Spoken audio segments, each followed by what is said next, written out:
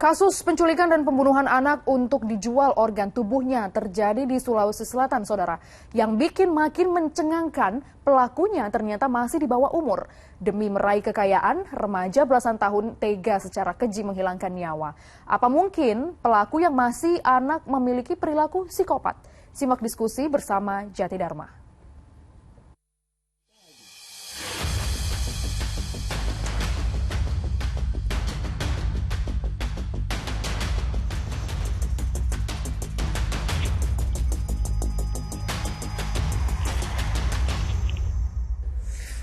Ini apa-apaan ya? Kok tindak kriminalitas makin ngeri? Ini pelakunya anak belasan tahun loh, di bawah umur. Bisa-bisanya kepikiran nyulik anak lain, terus si korban ini nanti organnya dijual. Apa ini?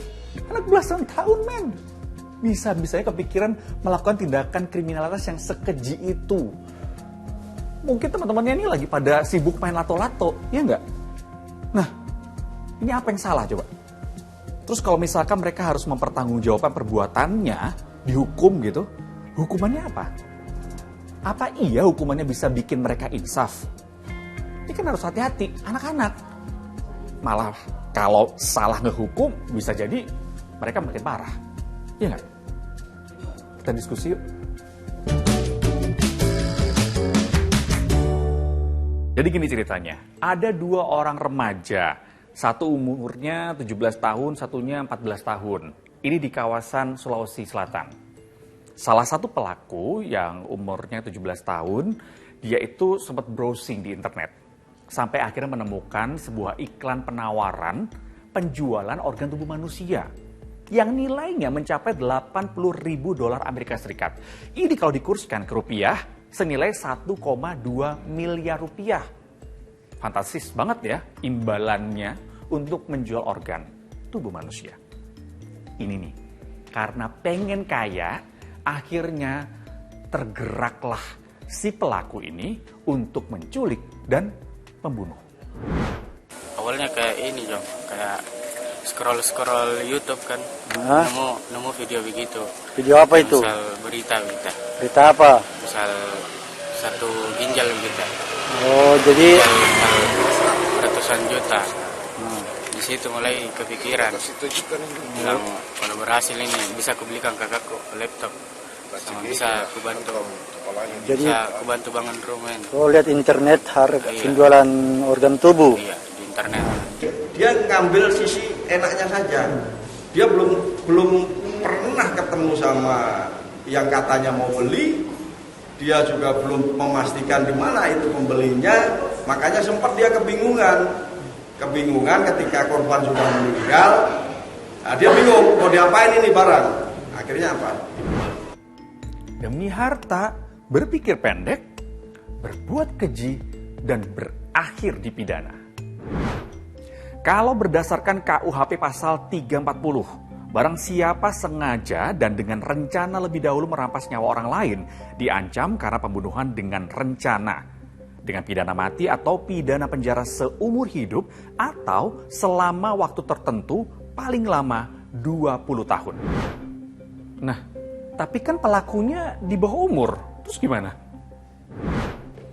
Berdasarkan Kitab Undang-Undang Hukum Pidana dan Undang-Undang Nomor 11 Tahun 2012 tentang Sistem Peradilan Pidana Anak, apabila benar terbukti bahwa anak di bawah umur melakukan tindak pidana pembunuhan, maka proses persidangan sesuai dengan ketentuan yang diatur dalam Undang-Undang Nomor 11 Tahun 2012, sedangkan hukumannya adalah 1/2 dari hukuman orang dewasa dan paling lama 10 tahun. Bicara soal kasus pembunuhan dengan pelaku di bawah umur, bukan kali ini saja terjadi. Ada beberapa kali. Di antaranya di tahun 2020 terjadi di Sawah Besar, Jakarta Pusat. Terjadi pembunuhan anak usia 6 tahun oleh remaja 15 tahun. Setelah ditangkap dan diperiksa, pelaku ternyata merupakan korban pelecehan seksual oleh kerabat dekatnya dan tengah hamil 14 minggu.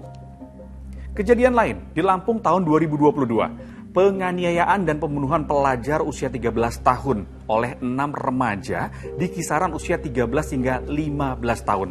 Penyebab pembunuhan ini gara-gara kesalahpahaman antara korban dan pelaku. Oke, itu 2 kasus. Tadi yang pertama di Sulawesi Selatan jadi 3 kasus. Ini jangan-jangan kalau dicari-cari terus, bisa ketemu lagi nih kasus-kasus serupa yang ternyata banyak banget di sekitar kita. Aduh, ini sebenarnya apa yang salah ya? Masa iya sih kecil-kecil udah punya bibit psikopat? Anak-anak yang mengalami psikopat atau kelainan terkait gangguan kepribadian, ya, gangguan kepribadian itu muncul memang karena faktor genetik dan lingkungan. Nah, kalau genetik, berdasarkan penelitian juga, itu muncul karena ada kerusakan otak atau kelainan di sarafnya. Nah, ini kan berarti memang perlu deteksi di awal. Tapi buat orang awam seperti kita, nah, terutama orang tua, inilah pentingnya untuk aware.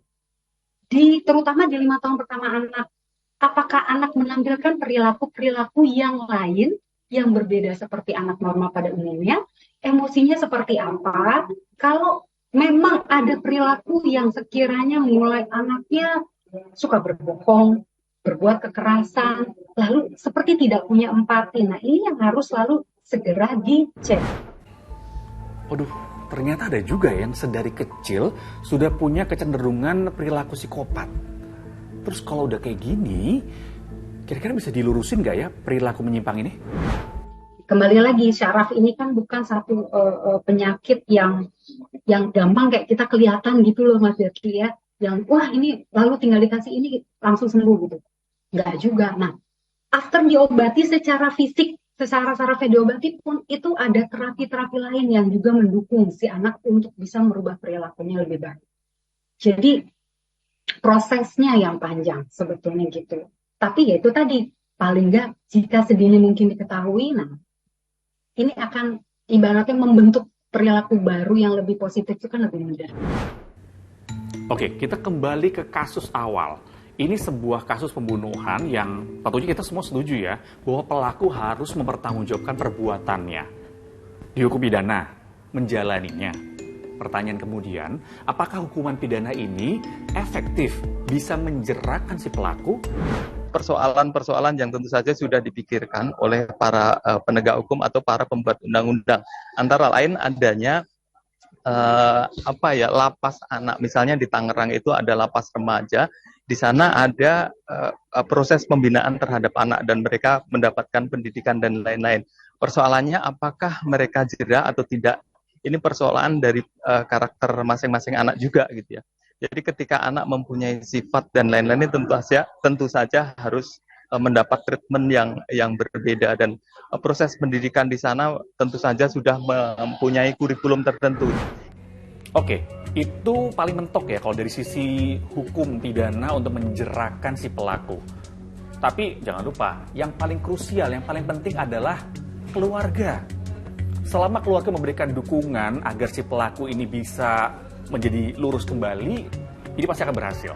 Tapi kalau keluarga ini cuek-cuek aja, nggak tahu lagi deh akan jadi seperti apa si pelaku.